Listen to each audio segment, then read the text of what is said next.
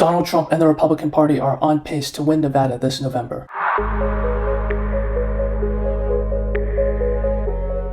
Welcome to Politics Enhanced. Thank you for clicking on today's video. If you haven't already, please smash that like button, comment, subscribe, hit the post notifications, and without further ado, let's begin. So folks, today we're going to talk about how Donald Trump and the Republicans are looking very good in the state of Nevada, and I wanted to share specifically why that's the case. So as we can see, Nevada, although it's only 6 electoral votes, does have a lot of potential to shape up the 2024 presidential election.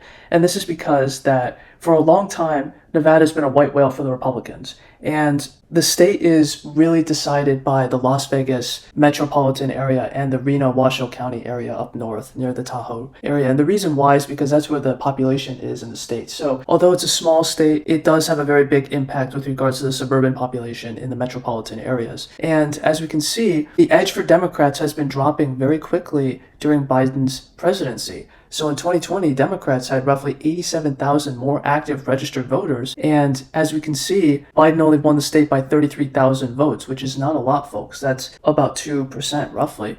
And in 2022, the lead keeps dropping. So the point of this article is to show that the lead for the Democrats keeps dropping. And I wanted to show you guys the actual data to confirm that this is the case, because this is 2020. And as you can see, the Democrats statewide had 689,000 registered voters, and meanwhile the Republicans had 602,000. And obviously the Democrats had a very large lead over the Republicans, and Biden ended up winning the state by 33,000 votes, which you already know. But that was a very close election in the state of Nevada, and it has been trending to the right. But this was in 2020.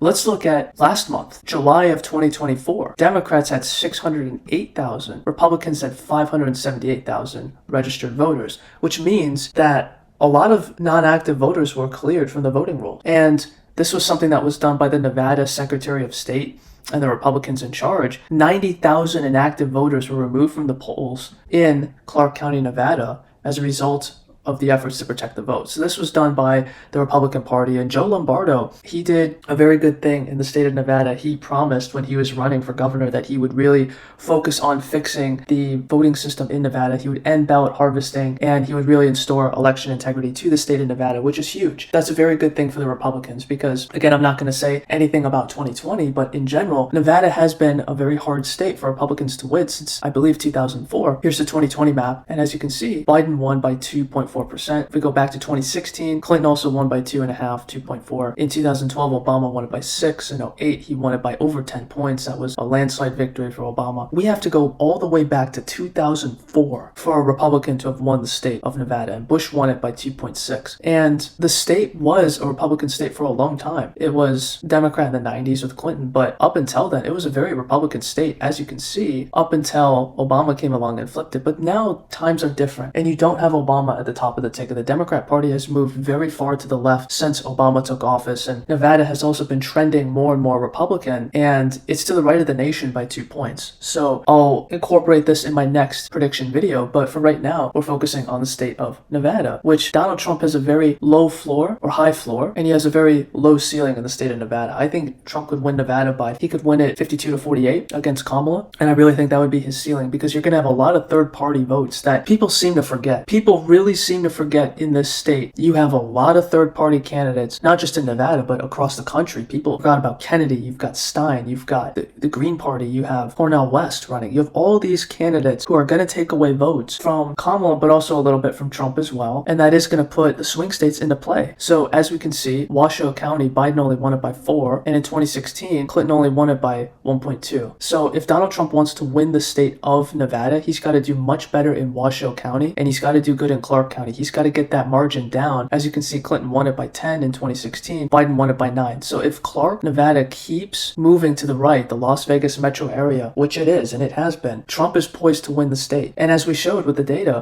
as we can see in 2024, Democrats only have 30,000 voters over Republicans. So again, in 2020, Democrats had almost 90,000 voters above Republicans. Here are the Democrats, here are the Republicans. They had about 87,000 voters over the Republicans, and Biden ended up winning by 30,000 votes. You do the math, if you purge 90,000 voters and now Democrats have a 30,000 vote lead, Nevada could be anybody's game. And I think it's going to go towards the Republicans, because the next thing I wanted to discuss was also the recent elections in the state of Nevada. Because folks, in 2022, we saw Nevada elect a Republican governor. And in 2022, at least for the gubernatorial elections, Nevada was the only state to flip Republican. Arizona, Maryland, Massachusetts, they all flipped Democrat. Nevada was the only state to flip Republican. So if we look, the election was close and Joe Lombardo ended up winning. He's been a great governor. He's gotten a lot of things done. He was a sheriff and he unseated Steve Sisolak and he won by 16,000 votes. So Nevada was very close, but it did shift Republican. If we go back to 2018, which was a blue wave year over Adam Laxalt, who also, ironically enough, ran in the 2022, Sisolak won by 40,000 votes midterms. He ran for the Senate and he barely lost his Senate seat by 8,000 votes. 8,000 votes. If there wasn't a snowstorm in the Washoe, Reno area, he would have been the next senator from the state of Nevada. And at that point, the Senate would have been a toss-up. It would have been 50-50. So again, Nevada has been trending very far to the right. This lady here, Catherine Mostro, she won by 3 points in 2016, which was a Republican favorable year. Donald Trump almost won the state. We've seen that. But in 2022, it's gotten closer and closer and closer. And I think part of the reason why Nevada has taken so long to shift to the right is because you have a lot of conservative Californians moving into the Las Vegas area, and that really shifts the state, but it's taking a very long time. And we have a Senate election coming this time around in 2024, and as you can see, Jackie Rosen, the Democrat candidate, won by 5, and in 2012, a Republican actually won by 1. So again, Nevada is one of those states that's been shifting to the right, and I do think this time around Sam Brown will also win it. But the fact that Nevada has purged 90,000 inactive voters from their voting rolls is huge, and that really makes it a whole lot easier for Trump and the Republicans to win. And the reason why is because you don't want someone who isn't registered to vote voting. It's not about denying people the right to vote. They can still register to vote, but again, there's a system, there's a process that takes place. And I think this is a great sign for Trump and the Republicans to win back the state of Nevada. And he'd be the first Republican since 2004 to win it. And as you can see, this is the electoral map from 2020. You have all the states that Trump won, all the states that Biden won. If Donald Trump flips Nevada, that helps a lot. Those 6 electoral votes help him a tremendous amount. Because at that point, if you're sitting at 241 electoral votes, you're likely winning Georgia. Then you just need Pennsylvania. Or you don't even need Georgia. Let's say you flip Pennsylvania, you don't do so good in the Rust Belt, you don't do so good in Georgia, but you win Arizona. He's president. So Donald Trump could do good in Nevada, do good in Arizona, and then take back Pennsylvania, lose Georgia, Michigan, and Wisconsin, and still barely win the election. I don't think that's going to happen. I think Georgia is more likely to flip before Arizona. But at this rate, it's looking very good that Trump could, and he does have a very decent shot at winning the state of Nevada in 2024. And also, there's one more thing I want to add to that recently happened with Kamala Harris. She was doing a rally in the state of Nevada, and I won't play the video, but she basically copied Donald Trump's no tax on tips plan. And this just shows the real incompetency of Kamala Harris. I mean, she hasn't taken any questions from the media. She doesn't talk to reporters. She hasn't had a press conference. Nothing. But Donald Trump, when he was in Vegas, he said no tax on tips. Kamala Harris comes along and she says no tax on tips. She's copying Trump. Let me just pose this question. If Kamala Harris was doing so good in the polls, why would she need to copy one of Trump's policies? If she was really winning in a landslide and,